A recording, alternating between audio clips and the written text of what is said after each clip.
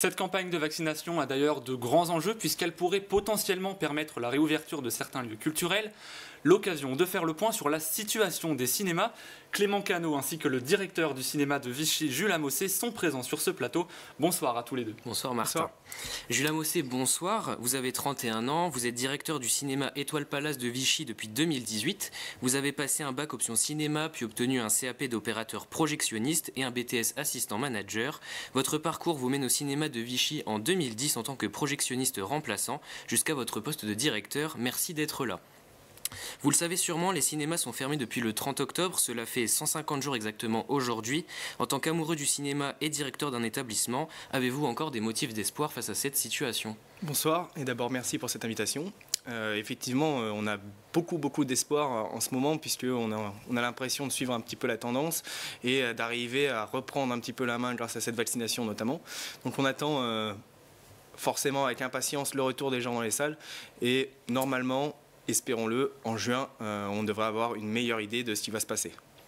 Avec cette pandémie, les plateformes de streaming prennent une place de plus en plus importante dans le paysage cinématographique. Les abonnements se multiplient, l'offre également. Certains producteurs et réalisateurs n'hésitent plus à privilégier cette voie pour diffuser leurs films. Avez-vous peur que le Covid-19 fasse persister ce phénomène et signe en quelque sorte la mort du cinéma traditionnel ?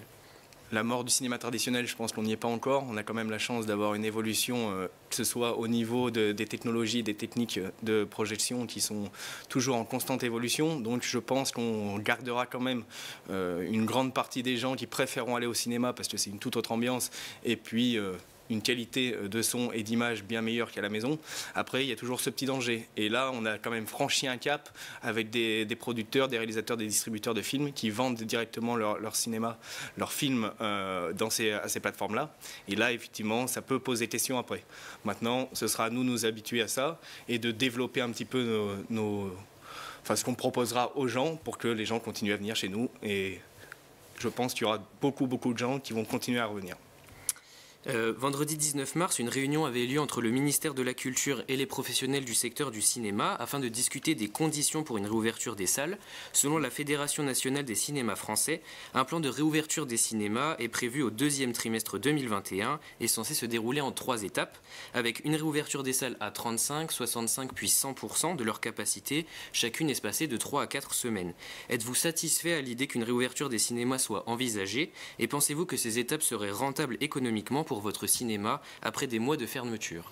Alors forcément déjà premièrement on est satisfait qu'il y ait eu des discussions qui soient arrivées parce que ça faisait un petit moment qu'on n'avait plus rien du tout. Donc on est content de ça. Maintenant, ce qui est proposé est quand même compliqué, notamment pour les structures comme nous, comme la nôtre, qui sont en monopole. Voilà, évidemment, à 35%, on se doute bien que même si les gens jouent le jeu et reviennent et qu'on doit faire avec ça, 35%, vous vous doutez bien, pour une structure qui est quand même assez grosse, ça va être compliqué. Maintenant, on prendra ce qu'il y a à prendre. On espère que les gens ont compris qu'il n'y avait pas de souci au cinéma, il n'y a pas eu de cluster ou ce genre de choses. Donc on a fait les choses comme il faut, on fera des investissements s'il faut en faire par rapport à ce protocole sanitaire qui sera mis en place. Maintenant 35-65, compliqué, on espérerait démarrer à 50, voir ce que ça donne, et puis 3-4 semaines après, voilà, à voir. Et dernière question, comment le cinéma de Vichy fait pour survivre donc depuis cette fermeture, puisque ça fait maintenant 5 mois que les salles sont fermées, comment se maintient en vie le cinéma de Vichy ? Alors on a beaucoup de chance, c'est d'appartenir à un groupe dynamique qui s'appelle Étoile Cinéma, donc plusieurs cinémas en France, notamment à Paris, un nouveau à Béthune. Donc c'est des gens qui sont assez jeunes, qui ont une vision du cinéma sur le long terme. Donc on sait qu'à Vichy, on est assez protégé par ça, parce qu'on est un petit peu le fer de lance de ce groupe, et on sait que on devrait s'en sortir. Maintenant, c'est économiquement où là, ça bloque un tout petit peu. On a des fournisseurs derrière nous, on fait vivre beaucoup de monde. Hein. Voilà, donc on a quelques petites difficultés et on espère que plus vite, on rouvrira, plus vite les gens viendront dans les salles et on retrouvera un rythme de croisière. Maintenant, on ne va pas se mentir, ça aura fait un peu de mal et on va certainement mettre de côté quelques projets comme de la rénovation. Mais voilà, on attend le retour des gens et on espère que vous serez au rendez-vous.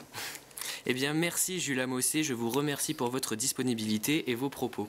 Merci Clément et merci Jules Amossé de vous être déplacé aujourd'hui. En parlant